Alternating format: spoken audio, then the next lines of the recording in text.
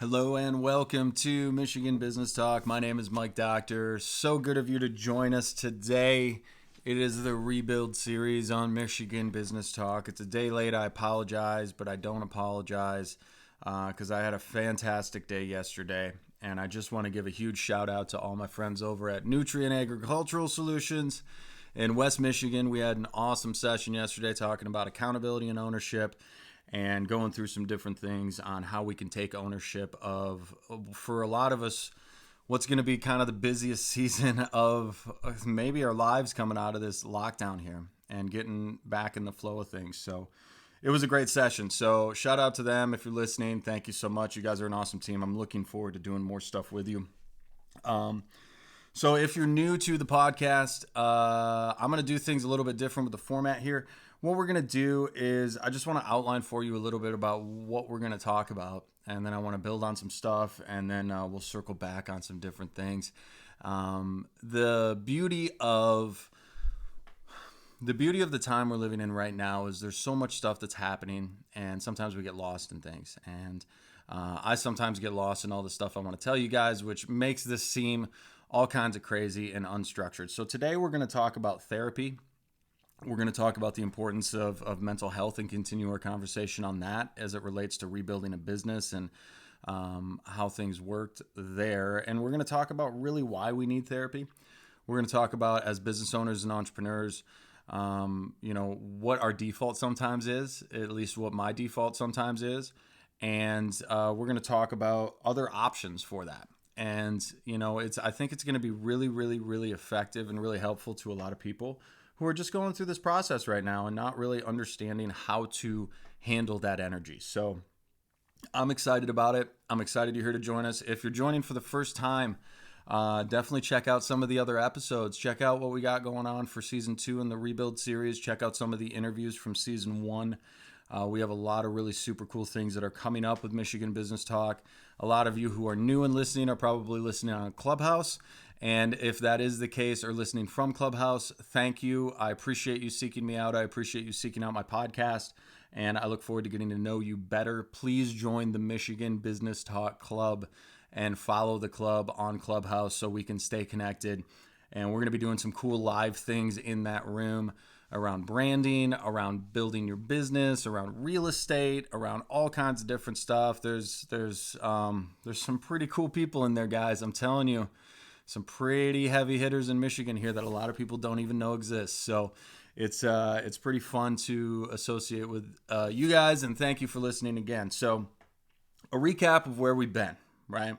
Season 2 started. First of all, season 1 ended in the Michigan Rebuild, or the Michigan Business Talk podcast, ended simply because of the fact that I had to check myself, because I was talking about stuff that didn't make sense and it wasn't congruent in my business. So I had to go back and get that stuff congruent in my business so I could quite honestly be authentic for you. And in attempting to get that done and handled and everything else, of course, we all got smashed in the face this past year. 2020 was not an easy year for a lot of us, especially people who were starting to build brands, who had been building brands, whatever else it was. And so there's a lot of stress that comes with it. There's a lot of there's a lot of ego issues you have to deal with when you rebuild, and especially when you have to do that in the midst of, sometimes the middle of your life, 30s, 40s, 50s. It can be super stressful, and you think that, you're doing something wrong, or you've done something wrong, and that's kind of where midlife crises come from and all this other stuff, and we can get kind of lost in just that space, and it becomes very hard to get out of it. And I think that one of the things we have to do in order to get out of it is to ensure that we talk about it, ensure that we shine light on the scenario, shine light on the situation, so that we're not scared of it. Because the things that we're stressed out about, like we talked about when we talked about stress, are things that we don't understand. The things that we don't understand, the things that people, that happens to people or happen around people, if they don't understand them, it causes them stress and anxiety. And that's all coming from things that are in the darkness. And if we don't bring those to light, then that stress builds. We talked yesterday at Nutrient about a concept called your circle of concern and your circle of influence. And your circle of concern is bigger than the things that you can control. It's all the stuff that happens around you. Am I going to lose my job? Is COVID going to put my business out? Am I going to get sick? Should I hang out with these people? What are these people doing? Why aren't they as careful as me? What is up with the government? Why are all these regulations coming through? Sometimes there are things, weather related that we can't control, right? So all of these things that we can't control, they're in our lives, and we need to acknowledge that. But we shouldn't focus on them all the time. It's okay to have a discussion about them, but most of us, what we do is we focus so much on the stuff that we have no influence over. And when we do that, what we actually do is we shrink the ability to be able to control the things that we would normally be able to control otherwise. So our circle of influence is just simply the things that we can handle. We can handle how we respond to problems. We can handle how we respond to a negative customer.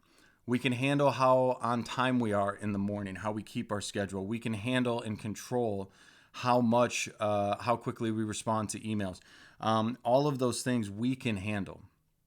But when we don't focus on the things that we can control, what happens is the things we can't control begin to weigh and begin to crush us. And that causes us stress. And it becomes harder and harder to break out of that.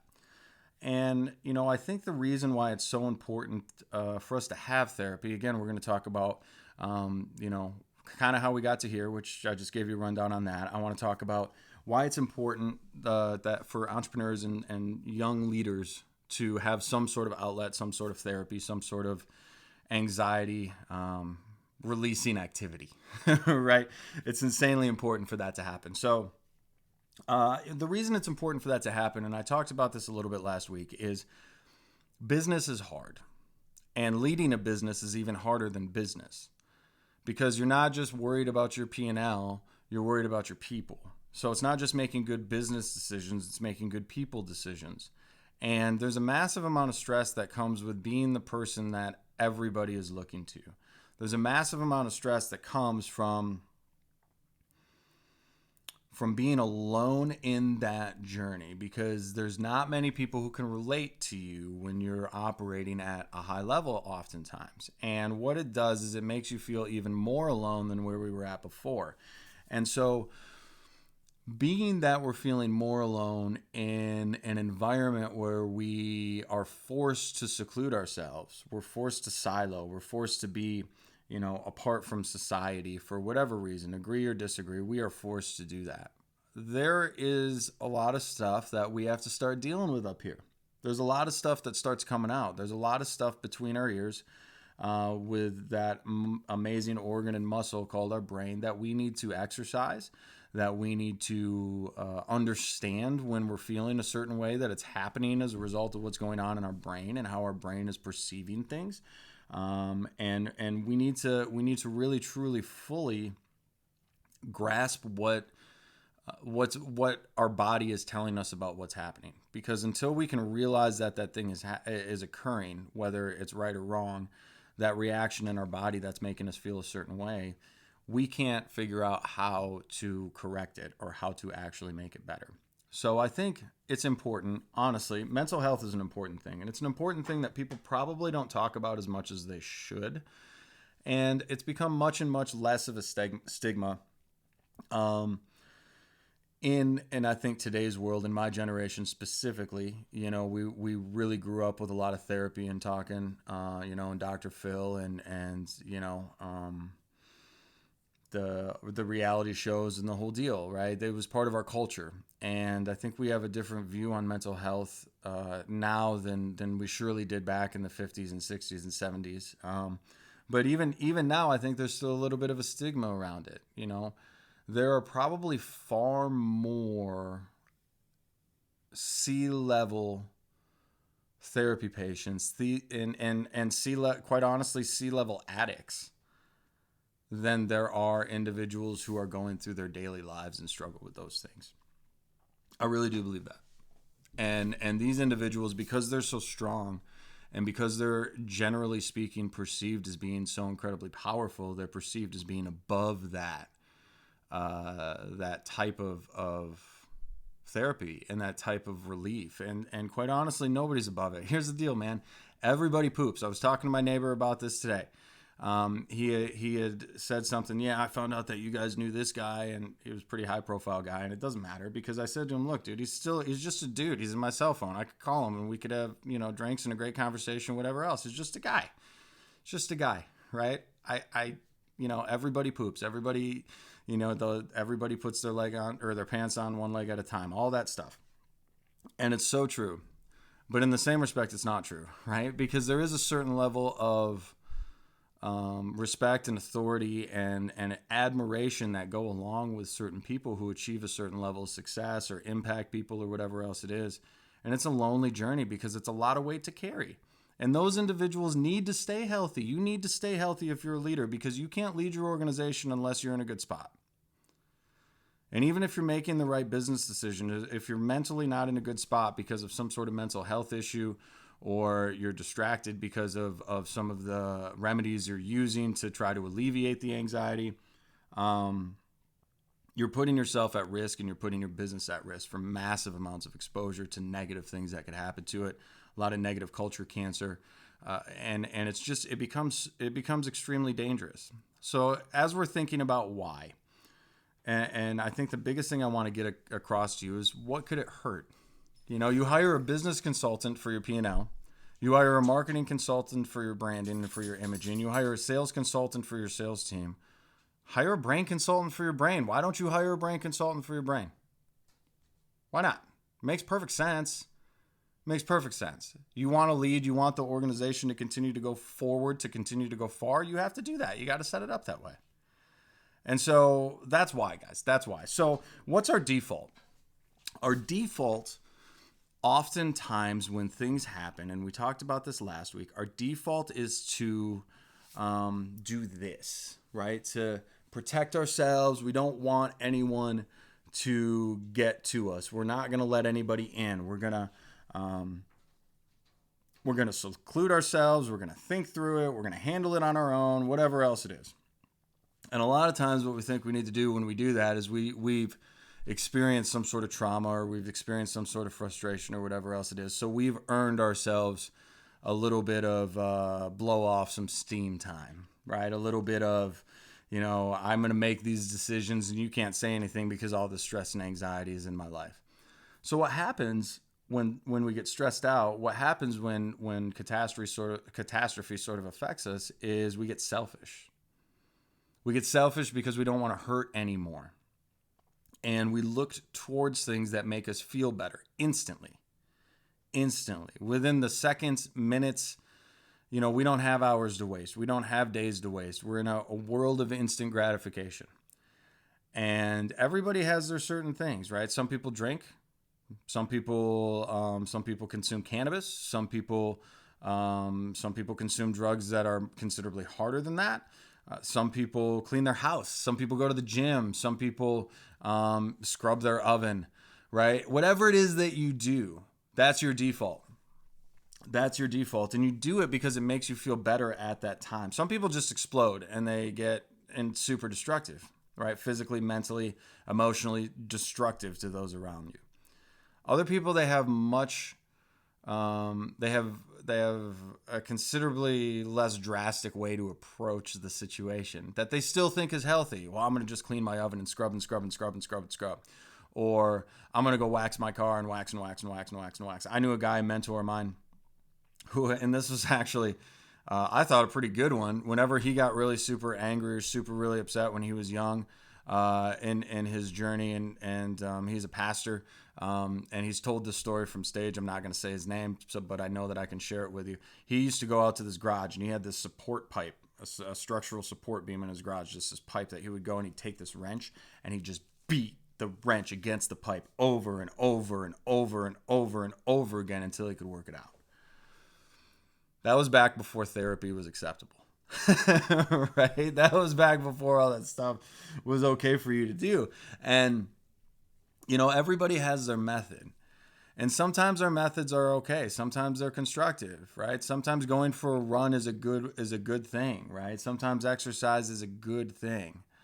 But here's the deal, is you can't do it forever because your body is going to break down at some point, right? At some point, you're not going to be able to use that as some sort of therapy. So how do you get to the root of it? How do you get to the area where you can be safe in that?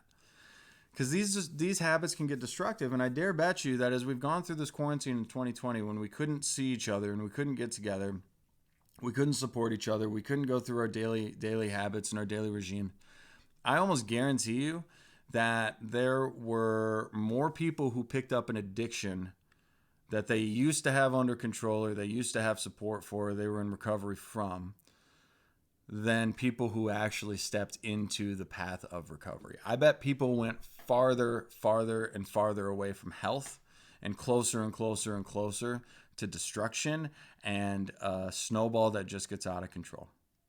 I dare bet, because it's easy. It's so easy to do that. It's so easy to be able to just say, hey, I'm going to have this glass or 3 of whiskey, or I'm going to drink this, half bottle or half box of wine or whatever it is, right? It's so easy to do that. And you go to sleep at night feeling warm and fuzzy. But here's the deal. The next morning you wake up empty, because you have to do it again. You have to continue to fill. You have to continue to fill. If you don't address the problem, you have to continue to fill it. Right? So there's constructive and there's destructive ways. So we know why we need to do it.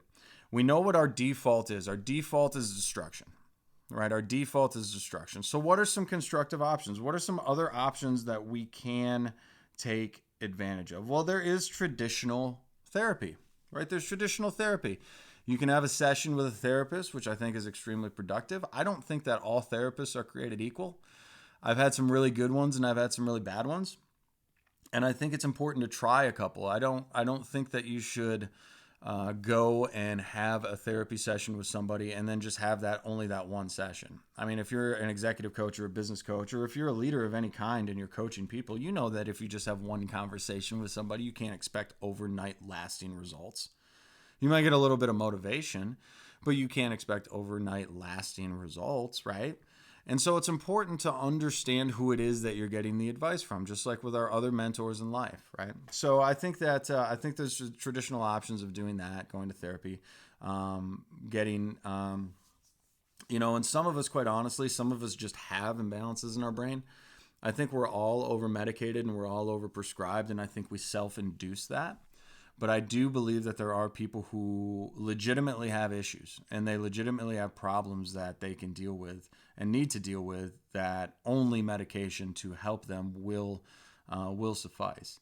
So that's another reason why I think people are kind of scared, is because they don't know if they can trust the people that are actually giving them the information. And that's why it's important to have a good head on your shoulders, and it's important to have some emotional intelligence and some street smarts to really be able to sort of read if somebody's trying to help you, and if they even can help you. Because if you're trying to go and talk to somebody who hasn't experienced the same things that you have, they can only empathize so much before you have diminishing returns. They can only be so effective for you and show you so much perspective before it doesn't make sense to continue to engage with that individual. So the traditional sense is good. You just have to be careful. Other options that you can use. I listened to a great Clubhouse recording the other day, and I can't remember the doctor's name. I know I followed him on Instagram. He's a big name though. And he was talking about genetics. He's a biologist. He's a geneticist. And he's not a medical doctor, but he was talking about how important it is for us to continue to get oxygen to our brain and get oxygen in between our brain cells, which is why exercise is so important. Our brain slows down and stops and starts to sort of turn on itself when it doesn't have enough oxygen in between the brain cells working. So the more we exercise, the more we have our blood flowing, the more that we move around, the healthier we're going to be and the better we're going to feel. I used to run marathons. I'll never do it again. I just don't like it, right? I just don't like it. But there is something called the runner's high, and that's a legitimate thing. And there were studies done. I read this in Runner's World magazine. There were studies done that the brain patterns of a runner who's experiencing the runner's high and the brain patterns of a cocaine addict after they do a line of coke are 98% similar. Think about that for a second. All the endorphins that can be created, all the endorphins that you're forcing into your body, that you're overloading your body with right now, they can be naturally created if you just do the right things. You always wonder why these people, who are in front of the camera and uber fit and all this other stuff, why they always look so happy. A lot of times it's because they are. A lot of them are miserable, but a lot of them really are happy. They really are. They do feel good. They feel good because they've been taking care of their body. And when you take care of something, just like when you grow a plant, it's going to produce the fruit. It's going to produce the fruit, guys. So do it in a healthy way. Treat yourself in a healthy way. Don't be destructive. Don't be destructive. And we got just a couple minutes here. We're at our 20-minute mark. And I want to just wrap up. And I really want to talk about one of the things that's helped me a ton. And quite honestly, and some people will laugh and some people are sick of hearing about it, I don't even care. But I honestly believe that Clubhouse has helped me mentally and helped my mental health over the last week and a half, 2 weeks that I've been on it, more than any other of the methods that I've tried during quarantine. Definitely more than, drinking a bottle of wine. Definitely more than abusing things, that people shouldn't abuse. I mean, I don't know, but I think that people would see that same way, and people who are listening can effectively say that. But I've had my time where I've drank my bottle of wine too, or whatever, and just wanted to escape, right? Wanted to get out of it. And since I've been active on this app, like really, really engaging, really, really active on this app, since that has happened, in the last, call it 7 or 8 days, I haven't had a drop of alcohol. I haven't had the need to have a drop of alcohol. I haven't had the want to have a drop of alcohol. Even when I'm just sitting watching TV with my wife at the end of the day, I have not seen the need to do that. And that's just me personally. And the way that my brain works is I love to be engaged. I need to work my brain literally. It needs to be firing on all cylinders until it's too exhausted to continue to work anymore and I just pass out. That's the way it needs to happen. And if it's not receiving that, then I feel like I need to numb it or dumb it down or use, something as an anesthetic to just not have it going a million miles an hour. And the beauty of Clubhouse is if you connect yourself with the right people anytime you want, you can hop on and have a conversation or listen to a conversation that can help get you in a better spot, that can help get you in a good area. I'm really, really, really grateful that my buddy Sean nominated me in. And if you're not a part of Clubhouse, and you're listening to this somewhere, I would recommend it. I would just recommend it. And that's just from me. I mean, that's probably over the last couple of weeks been the number one thing that's helped me mentally in the midst of, our business just sort of coming out of hibernation here. And there was a really, really long dark pattern, a really, really long dark time, not of horrible things that were happening, but just silence and darkness and nothing going on. And now coming out of that, there's, 12 plus events on the calendar that are public. There's another 6 that are happening that are private. Lots of amazing connections that are happening. We're getting into our busy season with the Rustic Mitten. We have 4 units now instead of the 1 to 2 we had last year. And, things are starting to come back. There's some stuff in Detroit and real estate that's happening. And, there's some light at the end of the tunnel. And, man, for a long time, it was really, really hard. And even when those things start to pop up, the pattern over the last year or so is that you just have to be so skeptical. And this app, honestly, guys, it's helped me. It's helped me so much. And so I'd recommend it. I'd get nothing if you join Clubhouse. It doesn't help me in any way, shape, or form, except that I might actually get to meet you, because I know there's a ton of you who listen to this stupid podcast and you don't ever reach out to me and you don't ever talk to me. I was up at Crystal Mountain a week or so ago, and I ran into a buddy of mine, Eric, who works with Davenport University, and he was introducing me to another guy, and he said, "Hey, man, I was listening to your last podcast," and I'm like, "You listen to my podcast? How come you never tell me that? How come you never like on any of my posts? How come you never, sometimes I think I'm doing this just for me, but I know that that's not the case, and I know you're listening, and I want to thank you for that. And if this was helpful to you, or you think it's helpful to somebody else or could be helpful to somebody else, I would love for you to share this with them. This doesn't cost anything for anybody to see. There's no monetary subscription. There's no sponsors. There's nothing I'm hawking.